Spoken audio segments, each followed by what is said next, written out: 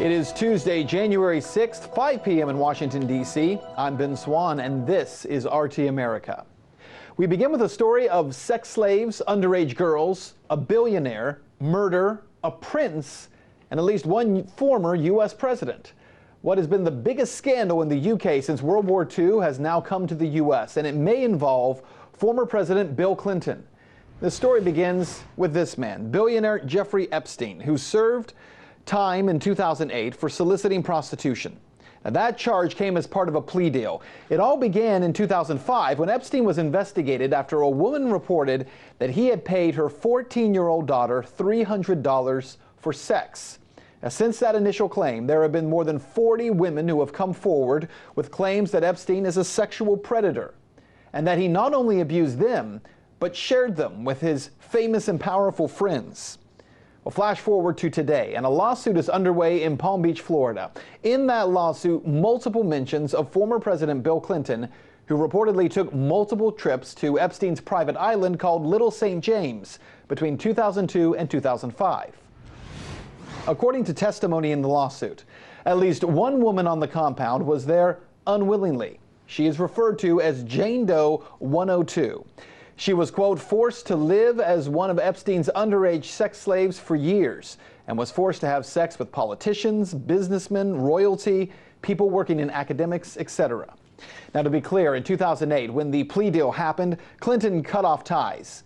But maybe not. According to the UK Daily Mail, the lawsuit claims that Clinton was friends with an unnamed woman who kept images of naked underage children on her computer, helped to recruit underage children for Epstein, and photographed underage females in sexually explicit poses.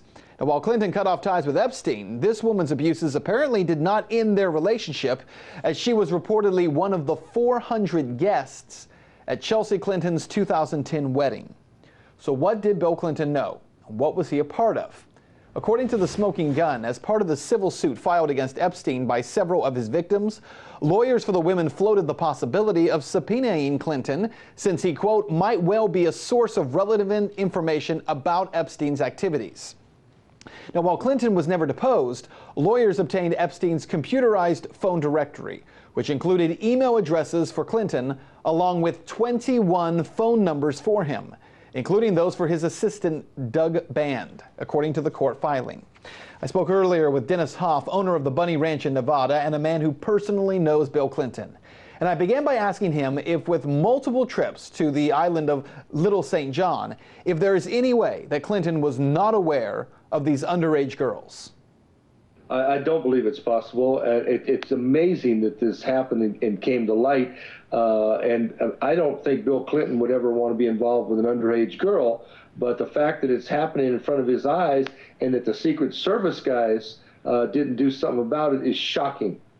21 phone numbers as well as email addresses that were reportedly belonged to him, that were in possession of Jeffrey Epstein. What does that say to you?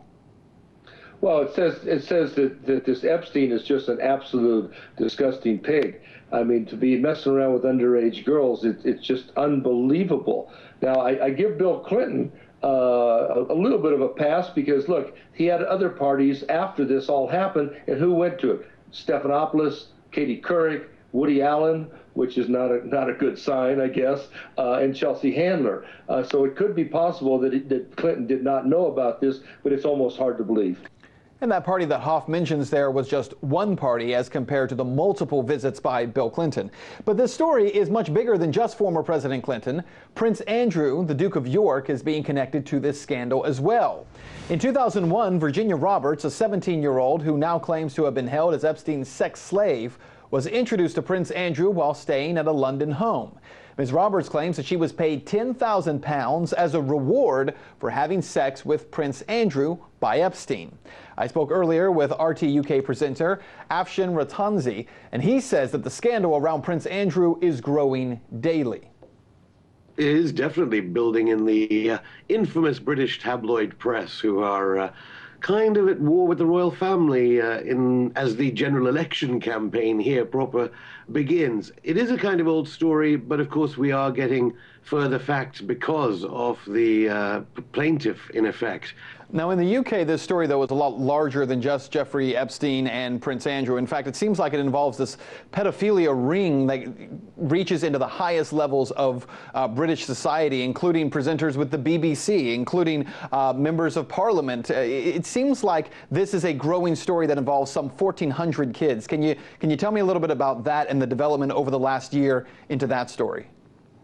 Yeah, around the world, the headlines from Britain tend to in the international newspapers seem to make out that Britain is this center of upper-class pedophilia. And indeed, the press here also reflecting those stories. There is a certain degree of frenzy about it, it has to be said, but at the same time, the story keeps giving, because the latest, quite apart from the fact that there have been entertainers jailed, quite apart from the fact that close confidants of the powerful have been jailed, top public relations people and so on. Now the story seems to be concerning not only pedophile rings, but actually murder, and murder so close to the Palace of Westminster itself, the so-called Mother of Parliaments. So these cases are ongoing. And can you define for us the murder charge? That goes back to a young man who was believed to have died during one of these orgies, is that correct? That's right. There's testimony that's now being investigated as to whether rent boys, I suppose, the murder of rent boys by prominent politicians, with people being named. But I think it's very important to emphasize the fact that all the accusations tend to be on people who've died. It's as if the police and the Scotland Yard has its own headlines as regards covering up things in this country. It's so scandalous that even the government here, the Home Secretary Theresa May, has been criticizing the Police Federation for the past year or so. And we know that Scotland Yard has been involved in cover-up after cover-up relating to so many different aspects of British civic life. So as regards current serving politicians, every time it seems to touch a serving British politician, the story seems to dwindle. And again, we talk about stories of past ministers, particularly in Margaret Thatcher's cabinet during the 1980s. Well, as this story grows, it becomes more and more apparent this is not just a story of underage girls. It is the story of a massive pedophilia ring involving some of the most powerful people in the world. Back to Jeffrey Epstein, because when police were investigating Epstein in 2008, they found an Amazon.com invoice for the purchase of sex slave books, such as Slavecraft, Roadmaps for Erotic Servitude, Principles, Skills, and Tools.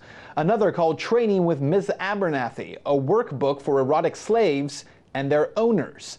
And SM 101, a realistic introduction.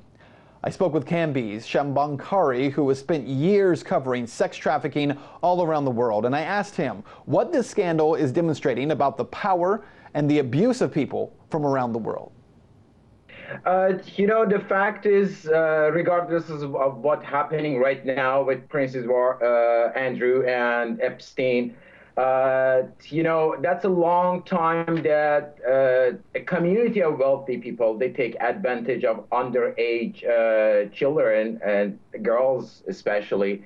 There was, based on United States government document, there were more than 600,000 cases of human trafficking, that more than 60% of them, they were girls that they brought to United States. Thailand has one of the worst cases in this matter, that many rich people, they travel to Thailand to have sex with underage children. And in this case, for Miss Roberts' case, she was 17, but we are facing in Thailand with something like 6 years old or 5 years old kids that they have been used as sex slaves. Well, and it just seems like this is, and as you pointed out, and I think you make a great point, that at the end of the day, a lot of the girls who are involved in this particular story, and that's not to minimize the abuse of them, are much older, and yet there are very young children all around the world that this is happening to, even as we're speaking. Yeah, that's true. But what is bothering me about this case is blaming the victim. That we see a lot, How so? How are they blaming the victim? They started to bullying this woman. When you say that, are you talking specifically about Alan Dershowitz, the attorney who's now been assigned to this case, now taking it on? Exactly. And Miss Roberts is an example of many of those victims that they can't step forward. They can't talk about their abusers. They can't talk about what happened to them because they are afraid. Well, that person who is now blaming the victims, as you heard there, according to Shamban Kari, is attorney Alan Dershowitz, who himself has now been accused of having sex with underage girls associated with Epstein. Writing in the Wall Street Journal law blog that he is the victim of an extortion conspiracy, Dershowitz is calling for the disbarment of the two lawyers who are representing the alleged victims. It's a story we'll continue to follow.